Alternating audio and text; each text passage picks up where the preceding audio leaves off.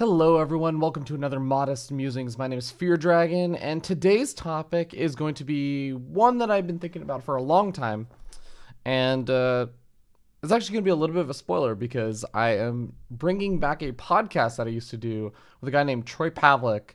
And that's going to be coming out relatively shortly. I believe we're just kind of waiting through the holiday season and everything, getting all the editing and stuff done. But that was actually done with Maynard and Pig, and the topic is sort of related to what I'm going to talk about today. I have a somewhat controversial opinion, or at least it has a very clickbaity title.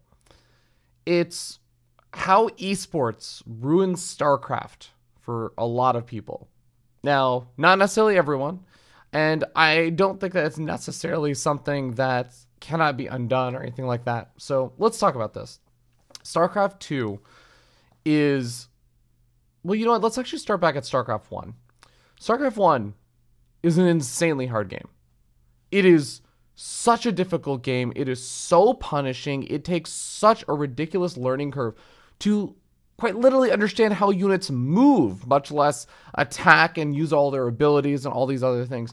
It is so difficult looking at the high level of complexity in the game to play at a basic, quote-unquote, competent level, that it's always really surprising how many people used to play Brood War. How many people used to play StarCraft 1? And nobody gave a damn about any of that. It wasn't just people playing UMS maps and stuff. People used to play FFAs and all these other things, and even the UMS maps, the custom games in the quote-unquote arcade for StarCraft 1, used to use the same engine. You have to deal with a lot of the same problems. So why wasn't it an issue back then? And I think this actually has a lot to do with esports. The rise of esports and the rise of awareness for esports has actually raised people's expectations of the level that they should be playing at. Back in the day, and this is actually something also I like to relate a lot to fighting games. In fighting games, people, especially back in the day, used to compare themselves versus their local friends or people that they knew. How many times have you heard someone come up to you, especially before esports really blew up a huge amount, and said, "Oh, that fighting game or that game of Super Smash Brothers or whatever, I am the best at that. I could destroy you." You actually hear people say this about Mario Kart and Super Smash Brothers. I mean, even just the number of times I would hear that in college was astounding. And this is funny because when I was in college, I actually got involved in like competitive Smash Brothers community and everything. And so it was always very funny to see that sort of dichotomy between like their actual skill and how good they thought they were, because relative to the people that they knew, they thought they were very good. So in StarCraft 1, I think a similar thing happened. You played online and everything, but for the most part, you didn't really get to play against like Boxer or Nada or Artosis or In Control. Like those weren't the people you were oftentimes playing against. You wouldn't even necessarily know about their existence unless you really followed that esports scene, which hadn't really blown up nearly as much as StarCraft 2 did. In StarCraft 2, this is actually something I think was a little bit of a shame. It was great in a lot of ways during the early period, but it had a negative impact. And I think that StarCraft 2's identity became esports. And it's a very weird thing. When your identity becomes esports, anyone that knows about the game tends to at least know somewhat about the esports scene. They at least know something about it. They have some general sense of it. And I think that puts a lot of pressure on people when their perception of how the game should be played is constantly evaluated based on how these people are playing at this professional level who are investing so much time into it. It's actually caused a very different perspective of the game. Now, in Super Smash Brothers or fighting games or like a lot of these other games that I grew up with, I looked at the game more often than not as things I did right and mistakes. But the way that most people look at StarCraft 2, which I think puts a lot of pressure on people, and it's a lot of the reason, the underlying reason for ladder anxiety, is that people look at the game almost purely with the perspective of things they did wrong. And that hurts. that really hurts. If you're taking a test, let's say that you're taking a test for third graders. You don't necessarily, and like you're a full grown adult. If you're a third grader, I'm sorry. If you're like a fourth grader or fifth grader, like cool. But like you're taking like a third grade math class or a test. If you get any of those questions wrong, you feel bad because that's what your expectation is. Your expectation is you're going to ace it. You're not going to make any mistakes. And that's what you feel like should be done. Now, this is a little bit extreme because, of course, most people don't expect to go into StarCraft without making any mistakes, but all they're paying attention to are the mistakes. They're not paying attention to the 100 questions that they got right, or 100% of the questions that they got right, or the 98% of questions that they got right. That doesn't matter. They don't feel good about those. And I think that's a huge problem. The way that people have started to look at StarCraft, because they're comparing themselves and watching so much of the esport, that they don't really value the things that they do well. So they don't feel good about them. And when you don't feel good about it, you don't necessarily want to do it as much. It's really hard to queue up for a ladder game when you've basically built in this self-deprecating psychology that's about all of the things that you messed up. And when you win the game, you feel kind of good about it, which is awesome. And there are so many people who feel really good about it, actually. And that's great. Those are the reinforcing moments for a lot of people. But when you lose, people tend to forget the things that they did well, and they only focus on the things that they didn't do well. And there are a lot of people also who I've seen this so many times.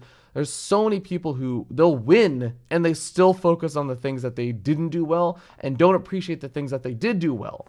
So it just becomes like this standard psychology thing where, like, if you berate yourself every single time you play the game, yeah, of course you're not going to have a good time.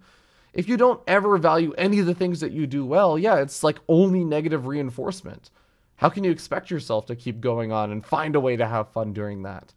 So this is sort of an unfortunate thing that I think happened with esports rising up, because people, again, there's this hyper focus, because that's the way that people that's the way that people talk about pro players.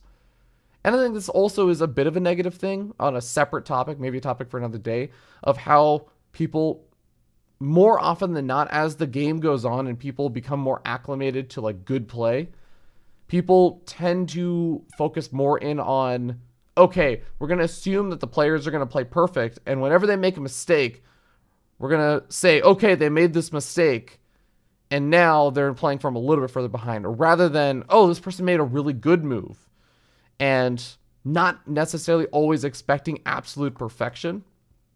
I think that's actually a little bit harmful to the scene a little bit. But again, that's a topic for another day. For now, I just want to focus in on people who are playing the ladder. And if you are one of those people that you find you have a really hard time laddering, I highly implore you to consider checking out things like Maynard's stream. He has focus goals that kind of give you intermediary wins in the game. They give you other ways that you can quote unquote win the game by not getting supply blocked and all this stuff. And it's still a path for improvement, or even just finding an opportunity to do ridiculous strategies. I actually think like there's been a huge, Dana used to say that there are things like strategies and there are tactics. And I actually do think that there's a lot of value in tactics when you're playing, if you are someone that has trouble finding motivation to keep playing, because tactics oftentimes are the things that can go well even if you don't win the game. You can still feel good about those things. I think that they're actually very, very important, and their value is sometimes understated. So be willing to mess around with tactics. Tactics are things like, I got burrowed banelings, and when my opponent walks over the burrowed banelings with his army, I'm gonna blow them up. I'm going to go snipe off like a bunch of his, I'm going to like split up my army into 3 different attacks and move in from different angles. And it's going to be really hard for him to deal with. Those are tactics. Strategies are like, I'm going to go 2-port Banshee. I'm going to go, 3-Axe Reaper, these kinds of things. So enjoy the game, find what you like about it, and feel good about the things that you do well. That is, I think, the biggest thing I would ever give advice to for someone that's trying to get into StarCraft 2, is that you don't have to play perfect. You just have to make more good moves and maybe sometimes fewer bad moves than your opponent. StarCraft 2 can be a very punishing game, so yeah, making mistakes oftentimes can cost you the game, but at the same time, it's a two-way street. People oftentimes purely focus on themselves, but you have a human opponent on the other side of that Ethernet keyboard computer thing, whatever. The internet, BattleNet. You do have a human opponent, and they will make mistakes as well. And you can capitalize on those mistakes too. You also have the ability to not only just wait for mistakes to be made, but you can force mistakes out. That's one of the most beautiful things and awesome things about StarCraft. So be willing to do those kind of attacks and pull your opponent off guard and pull them out of position and everything like that. And feel good about it when you do, even if you don't win. All right, my name has been Fear Dragon. In terms of news and updates, I think I mentioned this before, but I'll say it one more time. I'm actually going to be casting Cheesadelphia. I think it's 6 in January. I think it's like January 19th and 20th or 20th and 21st, something like that. So be sure to check that out. It's going to be super duper awesome. I'm casting with Zombie Grub and Tempo.